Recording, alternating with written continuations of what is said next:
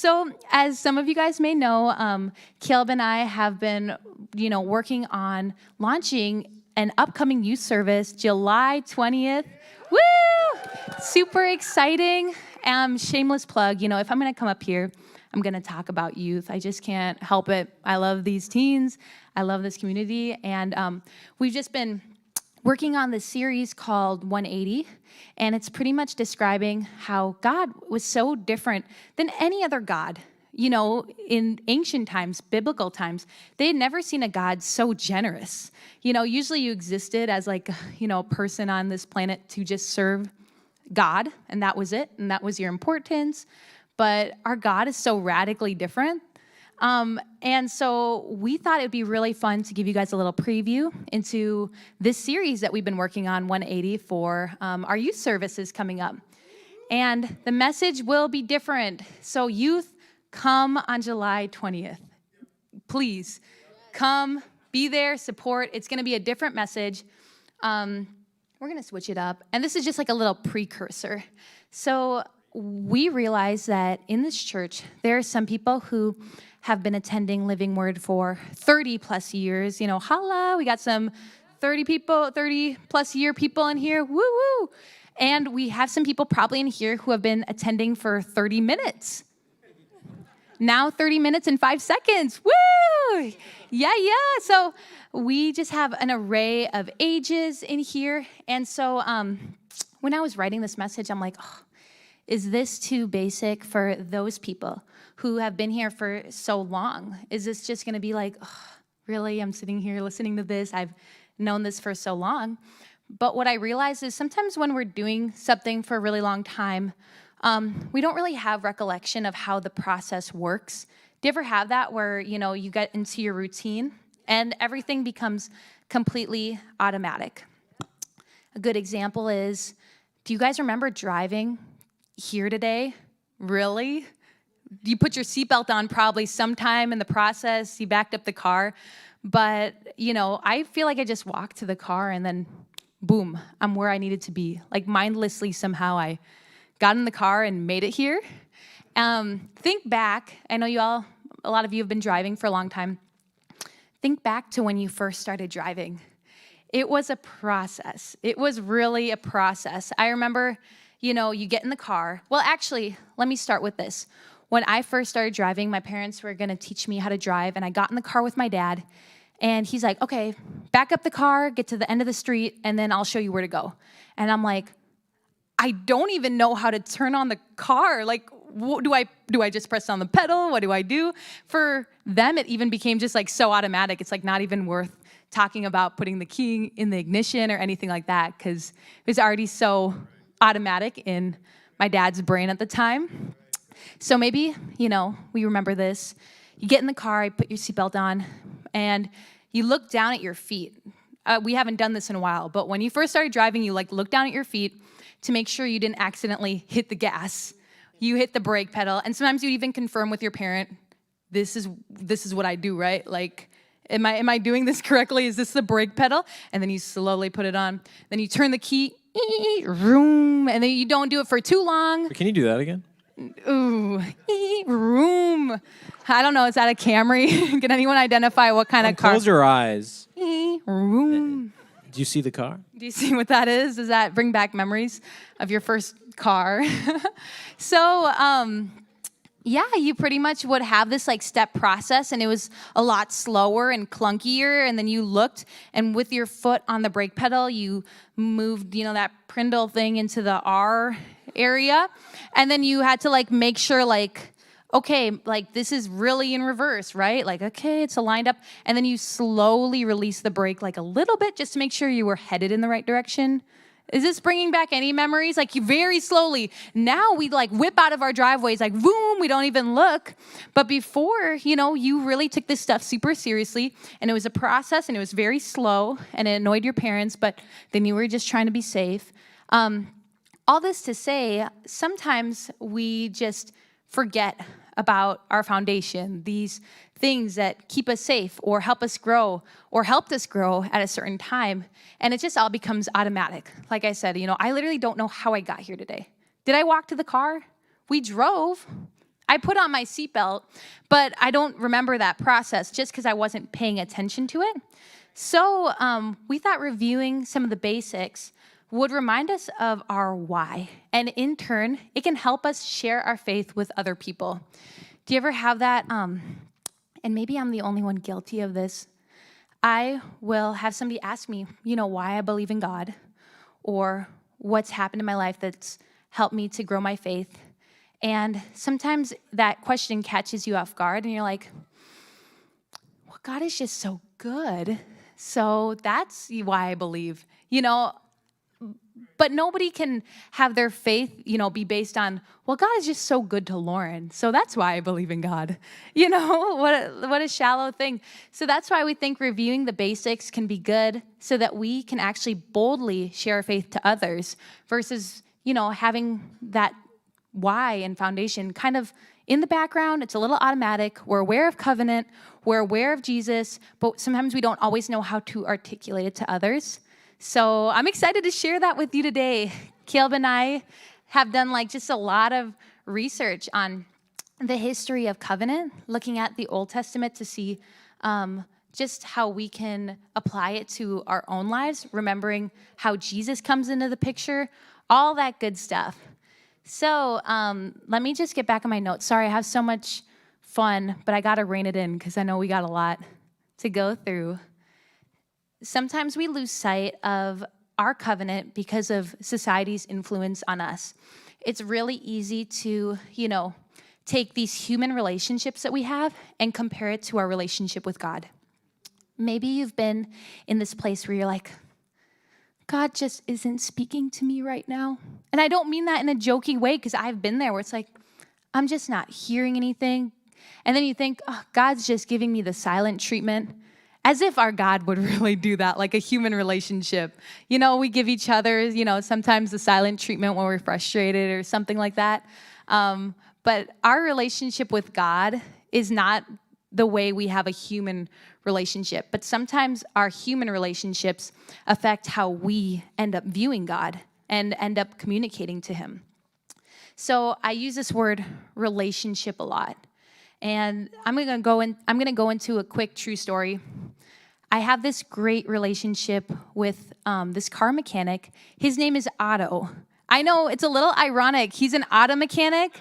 His name is Otto, O-T-T-O. He was born for it. He was born to work on cars, and he is Dutch. So I think that's common, like a common name.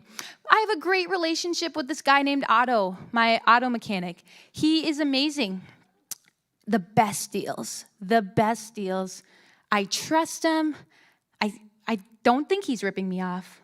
I guess I don't know. I don't know how to work on a car, but I trust that he's not ripping me off. And he'll just do crazy things. He doesn't live by the rules of car mechanics. If he needs something welded on, he'll just do it right then and there, fix her up real good. It's not what are the typical car repair places? I don't know. Tires Plus. Yeah, Tires Plus, Otto and his garage.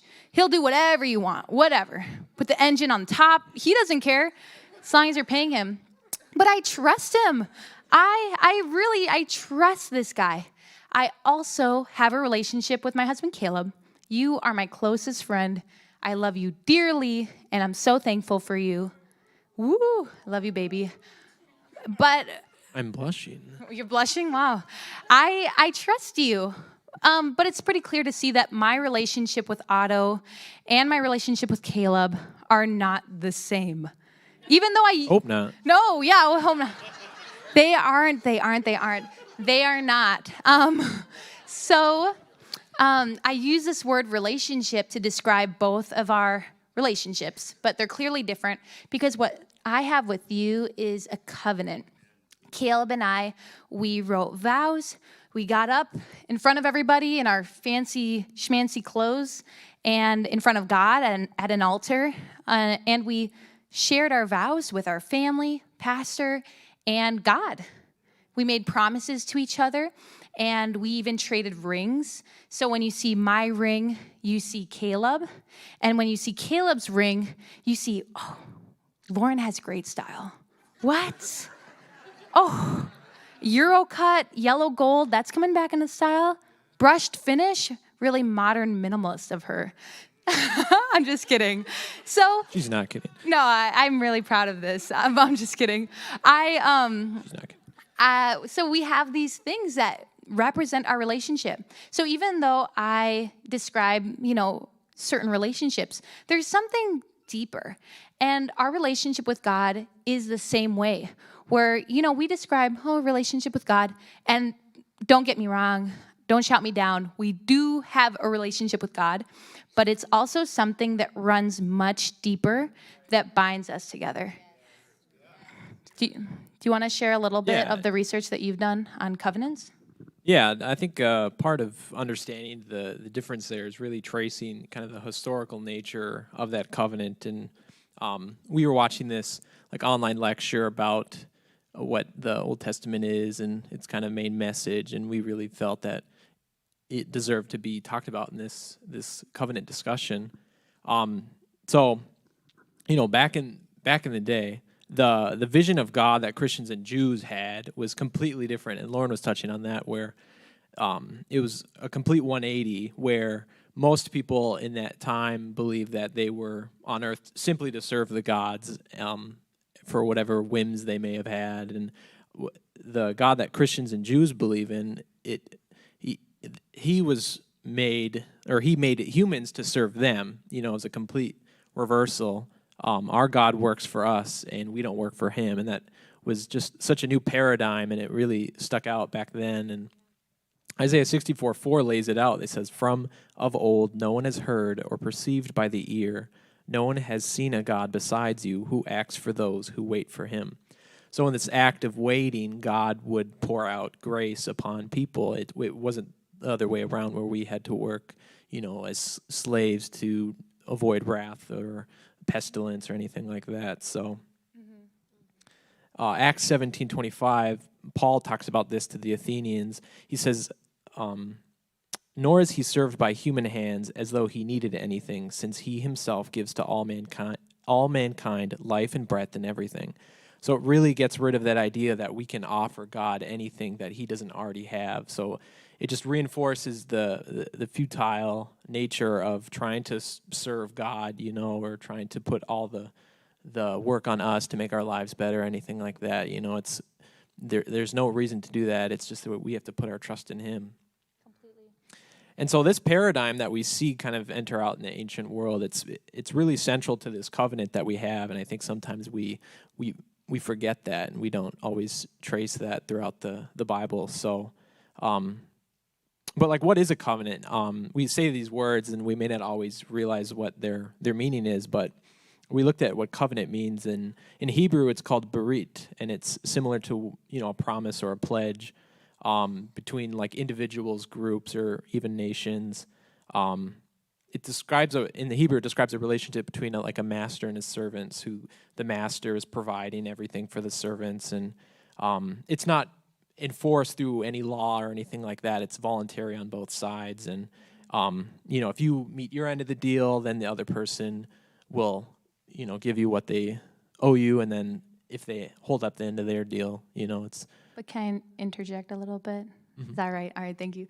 The only thing that the servant had to do was be loyal. That was it. So when you talk about the different ends of it, all the servant had to do was be loyal and trust, and all the blessings would come from that.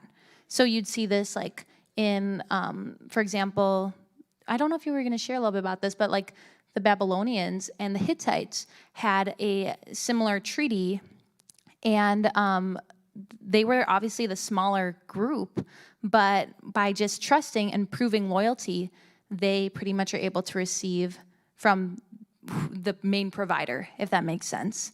Sorry, I just wanted to add that piece.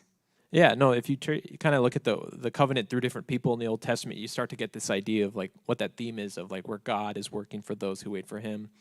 So all throughout creation, God is creating all that is for the good of humanity. And here's that covenant promise where God is working on Adam's behalf. Adam doesn't have to do anything. He just has to simply wake up, and then it's there. And we're still in that day of rest where God rests in his creation for Adam's benefit. And we're still living that out today.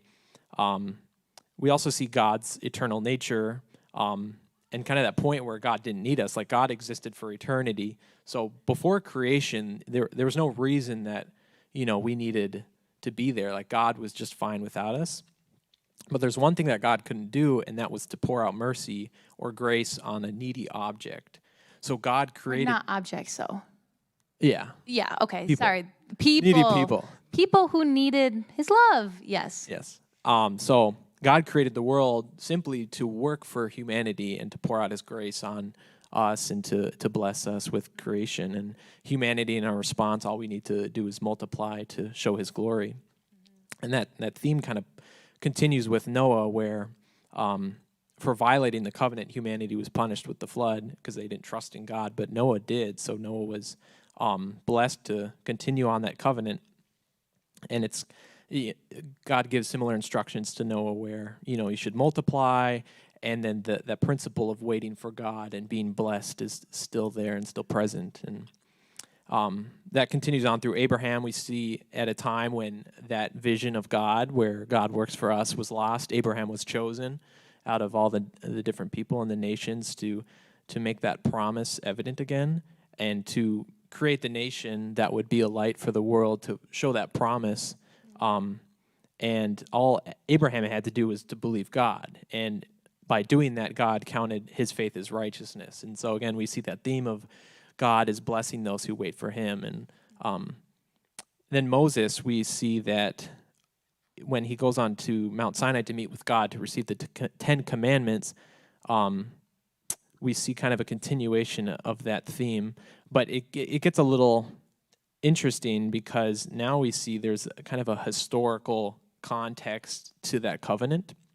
And like Lauren was saying, there's this thing that they found kind of when they were, I think, digging around there in the Middle East. In the sand. When they're digging in the sand, just kidding. Looking for things, and they stumbled upon this. They're real people who are researching old cities, and archaeologists, that's the There you word. go. They're not just digging in the sand. I'm sorry. Archaeologists. They found this thing called a suzerain vassal treaty. So if you ever want to say something that makes you sound smart, you can... Suzerain vassal treaty. Yeah, Is that good? Say it in a special accent. Yeah, there we are. But basically, it was a treaty made between this greater suzerain, or like a greater king, and like a lesser king, or what we call a vassal. And basically, the suzerain was the provider of food and defense and all different resources for the vassal. And then all the vassal had to do was to be loyal, not make any other treaties with any other people. They just had to be loyal to that suzerain. It had a particular format, too, that we can see. And it basically started with like a preamble, which is like an introduction, and it goes into like a historical prologue of what the suzerain has done for the vassal, and then like stipulations for what the vassal needs to do, and then there's some like details about like how to store it and the witnesses, and then it gets... Store it in a Ziploc baggie. Yeah, that's how. It's definitely not in the... That's where they put the treaty. It's just Ziploc baggies. It's the desert, sand. All right, go ahead. And then you had the blessings and the cursings depending on if the covenant was honored by either party. So it's really interesting because at that time, we see Moses meeting with God, and he's getting this 10 Commandments, and the 10 Commandments in Exodus and Deuteronomy really follow that same format. So it's interesting to learn that because the people of that day would have been very familiar with these treaties because they were matters of life and death for people and nations, and so they knew that the weight it carried. So having God create that treaty with them, they could really grasp the power that was within the covenant and their identity in it.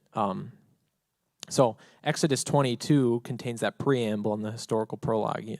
God says, "I am the Lord your God who brought you out of the land of Egypt, out of the house of slavery." And then they have the stipulations, or what they're commanded to do, having no other gods before him, not worshiping idols, keeping the Sabbath. And so when I was reading this, I was kind of confused because it seemed like, okay, wait, wasn't God supposed to work for us, and then there's nothing we have to do, we just have to wait on him? Well, now there's like 10 things I can't do. So that sounds like I gotta do things now. I'm now serving God. Mm-hmm. But worry not, Paul has an answer. So, He always does. yeah, good old Paul. Yeah. Paul reminds us in Galatians 3:17-18 that the law, speaking of the Ten Commandments, which came 430 years afterward of Abraham, does not annul a covenant previously ratified by God, so as to make the promise void. For if the inheritance comes by the law, it no longer comes by promise, but God gave it to Abraham by a promise. Basically saying that because God made this promise and God is unchanging and God is true, that he's still going to honor that promise. So the Ten Commandments don't get rid of that. And something I wanted to share is because, like, when I first read the Ten Commandments, it's like, oh my gosh, it's so daunting. It's in that shape I've never seen before. I don't know, on these stones and everything. And for us humans, we read that and it just like seems so rigid and kind of stressful and a little not personal. But for them back then, it made a lot of sense in their historical context. In our context, it kind of looks like, when you go to school and they have like the rules and it's like, feet on the floor and put the bubble in the mouth, like all the preschool rules that they have for you to be good. So that's how, when I first read the Ten Commandments, that's how I kind of perceived it. I'm like, oh, this is kind of cold and it just seems kind of odd. But it really made sense to them in their historical context. They were pretty much going to put their trust in God to handle all the matters that they previously felt responsible for handling. For example, thinking of just do not covet. It seems like this command. But when we're coveting something or wanting something that somebody else has, we're not believing that God can bring that to us. We're not believing that it's going to be provided to us. Or, do not murder. It just seems so like, do not murder. But when for them, that meant, I don't need to murder because God will bring justice. Does that kind of make sense? That kind of help clarify the historical context a little bit. We allow the covenant to reshape our identity, realizing that God is going to be our provider.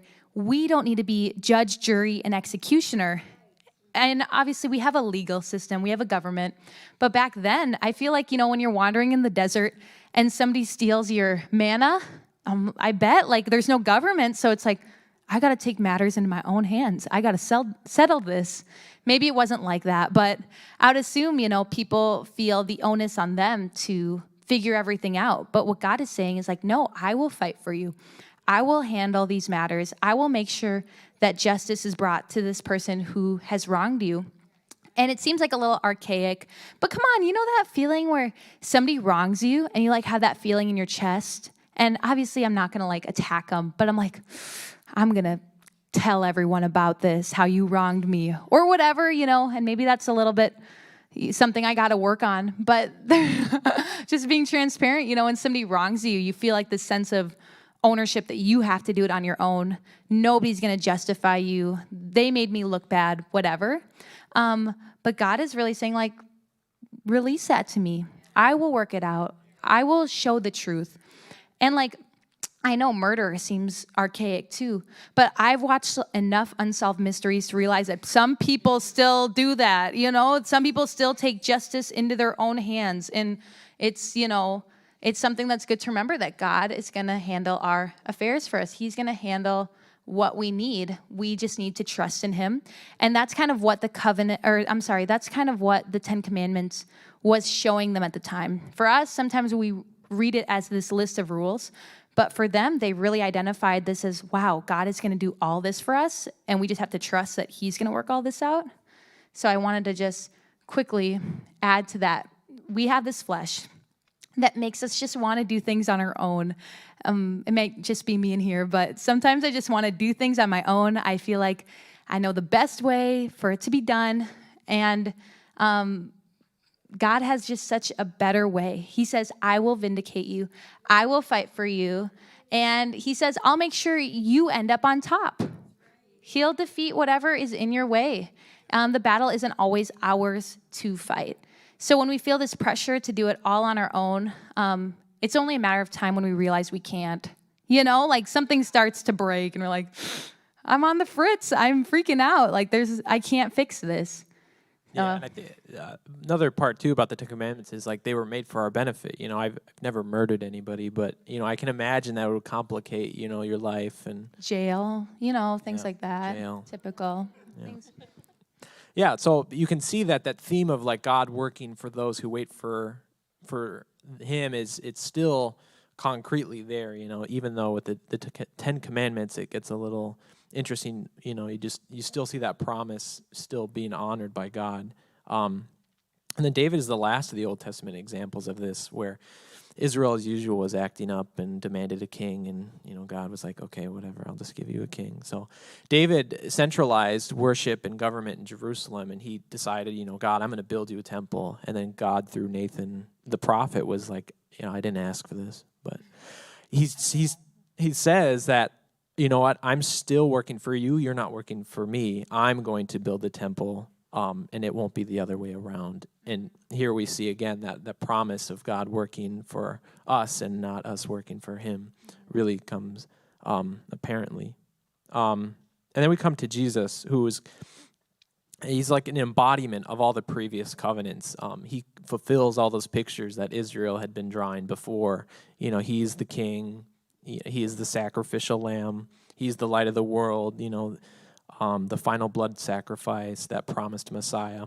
So Jesus fulfills that part of the covenant that us humans couldn't keep as righteous, so he really takes the pressure off of us to fulfill all those commandments and and then it's that final promise of saying, like, what, I'm so much so going to work for you that I'm going to sacrifice myself to complete that promise there. Right. And can I mention something? I think we might go into this a little bit if we have time. But, when you were forming this covenant with a person or a nation or a group, the consequence, for the most part, if the covenant was broken, was death.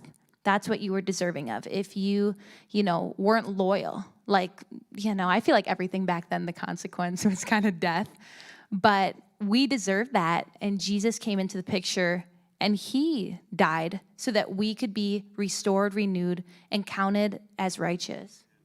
Yeah, so you can really see that the covenant can be traced all throughout the Bible, and it really culminates in Jesus' sacrifice that's still affecting us today. And kind of I think something about seeing the historical nature of it really makes you feel the importance of it. It's like, oh, God has been working on our behalf for thousands of years throughout all these different people, and you can really see the promise come out in the different stories that we read. And it's the same covenant that we have now. It's just progressed. Right.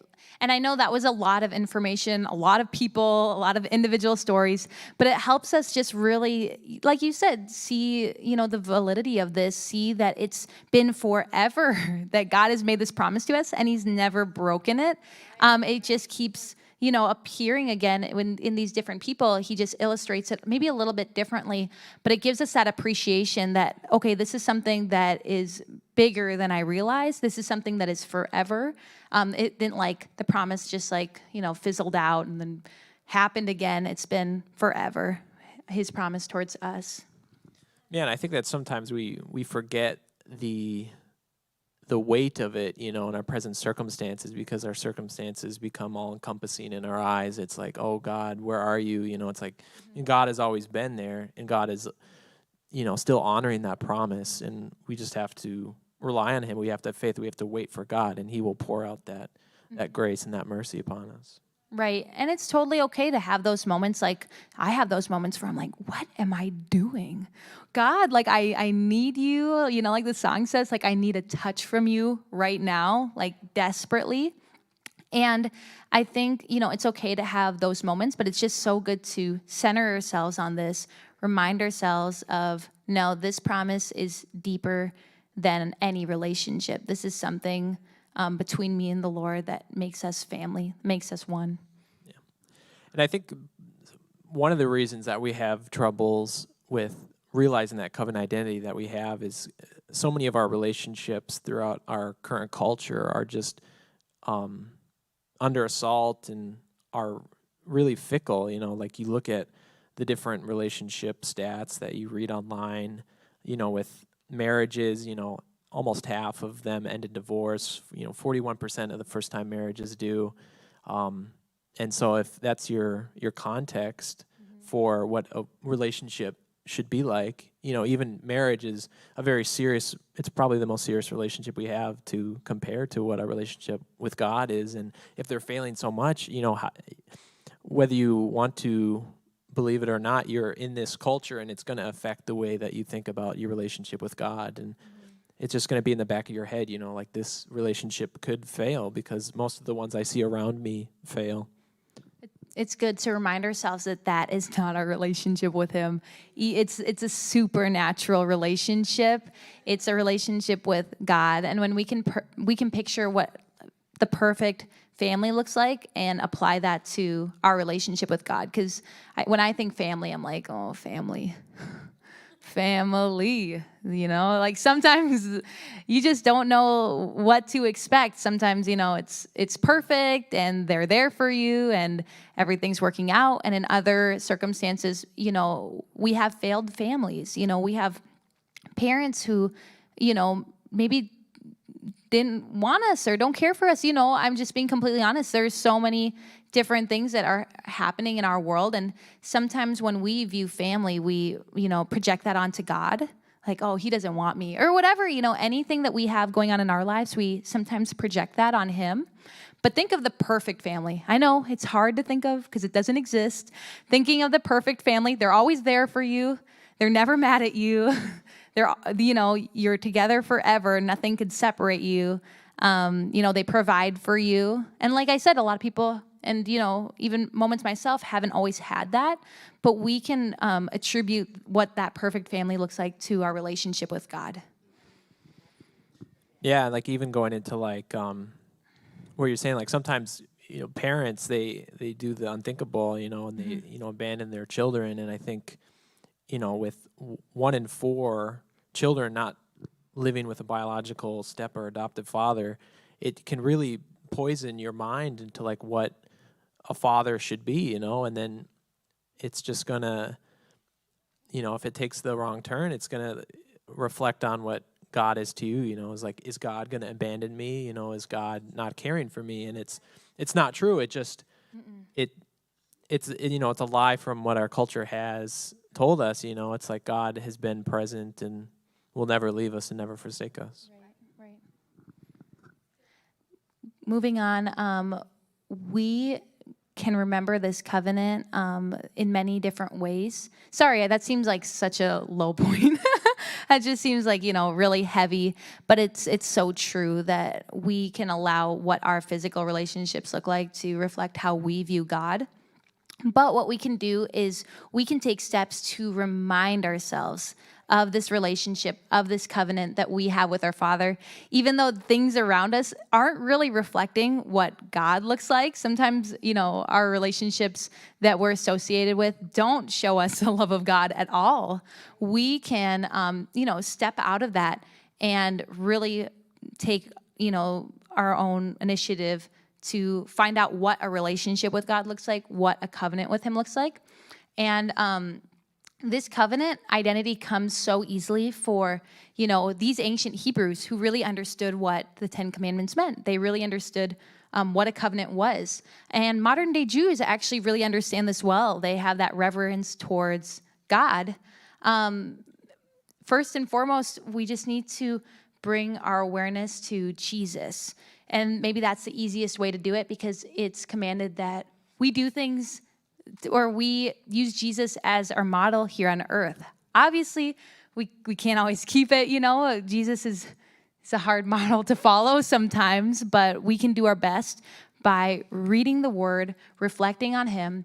And Romans 13:8-10 says, "Owe no one anything except to love each other. For the one who loves one another has fulfilled the law. For the commandments, you shall not commit adultery, you shall not murder, you shall not steal, you shall not covet, and any other commandment are summed up in this word: you shall love your neighbor as yourself. Love does no wrong to a neighbor. Therefore, love is fulfilling of the law." we see how explicitly Christ loves others while he was here on earth. That's really the model that we are to follow. And through Jesus's grace, we're able to set that example towards others. As we allow God to fill us with his love, we can let that pour onto those people around us and start to mirror God, to our neighbors and the people around us. And that can really remind us of our relationship with the Father, our covenant identity through him, that we don't have to provide, we don't have to do everything right. We can just be filled by him and allow that to pour onto others. Yeah, I think by putting yourself in God's shoes and becoming a blessing and being graceful to people and really trying to mimic what Jesus did on earth, you're getting a sense of how God feels about you, and then that helps you to realize your covenant identity by saying, okay, this is I have this picture of how God feels, and it really provides more confidence in the relationship that you have with him by acting it out. Right. Additionally, Jesus knew who he was. How, I don't know, sometimes I'm walking around questioning who am I? What's going on with me? What is my life? Jesus was so confident when you read the word. He was so confident in who he was and what he was here to do. He really knew his identity, and we can know our identity with confidence, just knowing I'm family with God. We are one. And that's the interesting thing about covenant is it was no longer two nations. It was no longer this group and this group, or even separate people. When covenant was formed, you literally became one. You were saying, this is now my family. And that's just what was known, that you guys are no longer separate. And we can view our relationship with God in the same way. And this is kind of a goofy example, but I'll be vulnerable. Sometimes when you have a big meeting, or I have something going on in my life that's, takes a little extra effort, I just pictured Jesus walking into the room with me. I just pictured doing it with him. I don't have to feel like I'm just doing this thing alone and God's all the way up here. And I'm like, hey, God, see me in this meeting today. I can picture us doing it hand in hand, And I think that's just such a good reminder of our covenant identity with him. And he also knew where his help came from. Jesus would retreat to pray. He would retreat to talk to the Father. And that's such a good reminder that we can know exactly where our help comes from. We don't have to have that automatic switch back to us sometimes where I'm like, how am I going to do this thing? Or how is this going to get worked out? We can really try our best to remember where our help comes from, like Jesus did. I want to read Romans 12, 1-6. I appeal to you, therefore, brothers, by the mercies of God, to present your bodies as a living sacrifice, holy and acceptable to God, which is your spiritual worship. Do not be conformed to this world, but be transformed by the renewal of your mind, that by testing you may discern what is the will of God, what is good and acceptable and perfect. Let's go back to the first part of this verse. It says, I appeal to you, therefore, brothers, by the mercies of God, to present your bodies as a living sacrifice. To present ourselves in that way, we are completely dependent on God's mercy. We can't do it alone. We can't present ourselves in this way without realizing that we are dependent on his mercy and forgiveness. Another part, as we get to the bottom of this verse, do not be conformed to this world, but be transformed by the renewal of your mind, that by testing you may discern what is the will of God, what is good and acceptable and perfect. It makes it so clear that we just spend time with him and we're able to access and learn and get to know his will and his personality. That's our next step in forming a better foundation and relationship with him, is just by taking time to get to know the Lord, taking time in his word, spending time with him, even if that's just in the car. We don't have to necessarily we don't have to necessarily go through all these hoops and do all these things and be a Christian for however many years. We can just crack open a Bible and spend time with him. And that allows him to continue to show his will, his plans for us, even just the next steps. And maybe you could share a little bit more about some of the more traditional spiritual practices that we researched. Yeah, I think going back to like what Lauren said about like, walking into a meeting and Jesus being there with you. When you look back at these old covenants, like old blood covenants, what they would do is they would exchange garments, so you would put on the robe of another and they would put on your robe. And it was like a physical manifestation of the idea that, you are with them now wherever you go. And they would also like exchange weapons, meaning like I would defend you if you needed defense, like I was with you. And viewing that as like I'm putting on the robes of righteousness, through this covenant that wherever I go, God is there with me. And then just, having that sword of faith, that word of God is a tool that you can always use to have that defense in times when you need it. So I think it's really important to view that covenant that we have in terms of like how they used to, where it was very apparent that you were one and you were like one family. Right. Additionally, just some more traditional things. And I know, traditions sound like a to-do, and traditions sound like, like an obligation sometimes. But something interesting we were researching about traditions is, the tradition isn't to show obedience. It's to kind of create like a celebration, if that makes sense. So like, we celebrate Christmas, we celebrate Easter, and sometimes it just feels like, it's about us. Like we're just going to our in-laws or we're just going to our family, and it's probably gonna be stressful. And did I bring a gift for the kids? Like, do I bring bunny ears or is that not allowed? Like what, all these different things. But we can put the focus when it comes to like tradition on the Lord. And we can even create our own traditions and things to look forward to celebrate God and celebrate our covenant with Him. And this sounds goofy. Maybe should I share my sourdough thing? Yeah. Okay, so this is goofy, but it's kind of fun for me. So I really look forward to Saturday. That's when I rest, relax. That's when I celebrate the Sabbath. And I've started making this sourdough starter. Does anybody in here know how to make sourdough? Okay, I might need help from you. John, just John, I guess.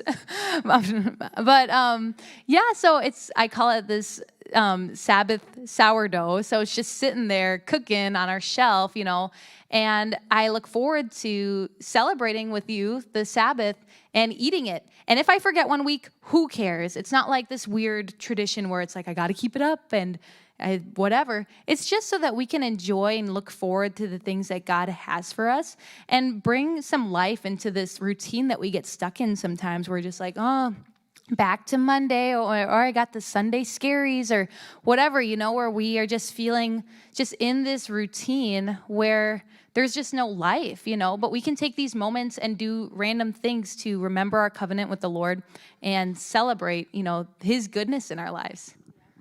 Did you have anything else that you wanted to share? Maybe? Thinking about it?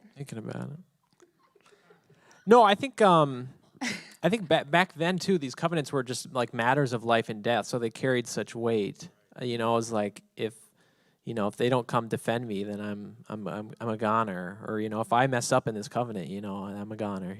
Like what you said is like everything was a matter of life and death back then. But I think viewing our relationship, our covenant with God in that same way, like trying to envision it with the weight it has, and to give God the respect of our suzerain. He's going to provide all of our needs, and all we have to do is be loyal. We can't make any other covenants, with any other gods. But in our time, that manifests in, your job or, social media or anything like that, where you're really prioritizing that to fulfill you or to give you what you need, when in reality, God has everything in store for you. So I think just like reframing that and kind of getting an ancient mindset, it's like it really adds some context to this covenant that we have that's existed for, most of the time the covenant was around, it was in this ancient context. It's very recent that we're kind of in this modern way of thinking where things are less, traditional and less respectful. And I think that's why it's so confusing too. It's just because it's like, for us, it's kind of out of context where you're like, what does this mean? Like, what is this? Like, how do I apply this to my own life? But remembering it in this ancient context helps us to kind of digest it and then have that feeling of reverence towards, what God is doing for us, how He's providing for us. And I just want to wrap up with, pride can kind of be like a roadblock in our lives where pride is pretty much just, the idea that we can do it on our own. We can do it by ourselves. But when we just take that moment to humble ourselves and realize, like, Lord, I don't even know how I'm here. I couldn't do it without you. That lets us like release anything that, we're white knuckling, we can't let go of it. It allows us to release and allows him to pick it up and do more than what we could ever do with it. Like sometimes we have this idea of how things should go, or, oh God, it would really be a blessing if this worked out this way. But God knows the best for us, even if sometimes we can't really comprehend it, and we can just release that, humble ourselves, and know that, you know what, God, however you're going to do it way better than I could even figure this thing out. I want to share a story. Holy Spirit, why? It's very vulnerable, and I hate sitting. I don't want this anymore. Okay, so I'm just going to close with this story, if that's all right. Sometimes we have that view of how we can fix things on our own, and it can almost become like so overwhelming in our brains because it's taking up so much brain space that our brains weren't meant to figure out. Like our brains literally can't comprehend the answer, so that's why it's so difficult. Have you ever had that where you just start thinking about something all day and you like lay down and you're like, God, I haven't done anything, but all this thinking is weighing on me. And so oh Lord, why do I have to share this story? Okay, no, I will be humble and know that this is for a purpose. This was not in my notes, but the Holy Spirit's bringing it to my heart. So there was this moment. It was about 3 years ago when we first launched Northwest. I was so happy that I found this church family, and I was volunteering for this church, and I was so excited for like a fresh start, out here in Rogers. It was just fun and exciting. And Caleb and I were on the greeting team, learning how to greet and be sociable because we weren't really. And during that time, we're just holding the doors, and it was, all smiles, like, welcome to church. I'm so glad you're here, whatever, we said. And I see this person coming through the doors, and actually, it was a couple, and I had some history with this couple, and I felt like they hated me. It was not true. It was all in my head, but I felt like this, like, you ever see that where you run into somebody maybe you have beef with or you have an issue with, and you feel like that, oh my gosh, why are they here at Walgreens right now? Like, I got to get out of here. You ever have that? Maybe not. You guys are squeaky clean, but for me, maybe I run into somebody and I'm like, oh, what? Why are they here? Usually I feel like that's the Lord trying to resolve something maybe, but I had that moment where they walk in the doors and I'm like, no, this is my church. I'm supposed to feel safe here. I'm supposed to not have to see them anymore. Like, what? So they walk in and I just feel that feeling like in my heart. And then it happens again the next week. And I'm starting to dream about it. You ever have that where it's so intense? It's like, here comes Sunday. I'm about to see this couple that I feel like hates me. And I'm just dreaming about it, rolling in bed, just dreaming about being on the greeting team. Not fun. And so I, talked to some pastors about it. I did a lot of research online. I was just like really mulling over, like, how do I fix this? Like, seriously, like maybe something psychological, like what can make this better? And it would just like hurt my brain. And it hurt my brain so bad. So I was just like, Lord, I need you to figure something out because I can't. Okay, they're not here, by the way. I just want to say that they're not. We're tight. I just realized that could have come off as really awkward, but they're not here. They live somewhere else now. We're tight. They're cool with this. So moving on, I just released that to the Lord because I knew there was no way, like, what am I going to say? Just walk up to them and say like, hey, you guys don't like me. And I know it. I don't know. Like, it didn't feel right in my spirit to do that. So I just released it to him. And you know what? Another Sunday came and I felt super awkward. And then Sunday was ending and they walked up to me and gave me $500. And they were like, we just felt on our heart to do this. We care about you, whatever. And then they left. And that completely dispelled any of my thoughts and frustration. Because, come on, $500, We needed that money, too. Oh, we did? Okay, actually, we needed that money. It was the exact amount. It was the exact, okay, I guess that's like the most important detail. But we really needed that money. We were getting married, so we were broke, and we needed that money for our wedding and just to live and have groceries and stuff like that. So when, we think of ways to fix things, it's not the way that God wants to fix them. Because that was like such a miracle. Like that's a way that only God could fix things. And by just taking that moment to release it to him, he was able to just move in that situation, use the Holy Spirit to make things completely right in a moment. Now I'm not dreaming about them or like rolling around, dreaming about being on the welcome team or, oh, it's amazing. I love it. I love not dreaming about doing that kind of stuff. So allowing God to just work in our lives, humbling ourselves enough to say, you know what? No, I just watched so many YouTube videos like on psychology and stuff. Like, how can I It's all I hear when she's in the bathroom. I'm just like, Psychology. I know I'm like watching TED Talks. I'm like, how do you forget somebody who you feel like hates you and wronged you or whatever? So I'm just like trying to figure all this out. But by releasing that to God, he was just able to like completely heal the situation in a way that who would think that? Like that's just such a God way of fixing things. So super vulnerable. Yeah, I know it's kind of one of those really personal stories, but I think it's just such a helpful example of how God can bring healing in ways that we don't even know how to. We just can't even handle it on our own. Did you have anything else you wanted to share before I pray? That's just a good example of God fulfilling his covenant. He's just waiting for you to say, okay, God, I'm going to wait for you. I'm not going to figure it out. God, you worked this out, and by doing that, you were trusting him, and you were fulfilling your end of the covenant, putting your trust in God, and he worked for you, and I think, that's the perfect example, and, Not for me. The Holy Spirit reminded me of that just right now, so that speaks to me. Thank you, Caleb. Well, that's really everything. I know so much information, but we just think it's so important to go take a moment to go back and remember all this. Just really see the weight of this covenant that we have with the Lord, that it's something deeper, that it's family, and not like the family we have. It's perfect family, perfect provision, perfect trust. And I'm just so grateful that we have had the opportunity to just study this and share, because it's even helped remind me, because there are moments while we're prepping for this youth stuff where I'm like, I don't know how to do a series or figure all this stuff out, but by just taking a moment to, bring it up to him, he can make things right. He can set things straight. He can clear things up. He can heal things. And it just takes one touch, like we were saying. We can just submit it to him, and it'll just take one touch from him, and he restores it all. Do you mind if I pray before we go? God, thank you so much for this opportunity to spend time in your presence. I just pray, God, that we can have such an amazing day celebrating and remembering what you have done for us, remembering your perfect faithfulness. We just love you, Lord. We're grateful for you, and we look forward to having hot dogs at Father's Day celebrations.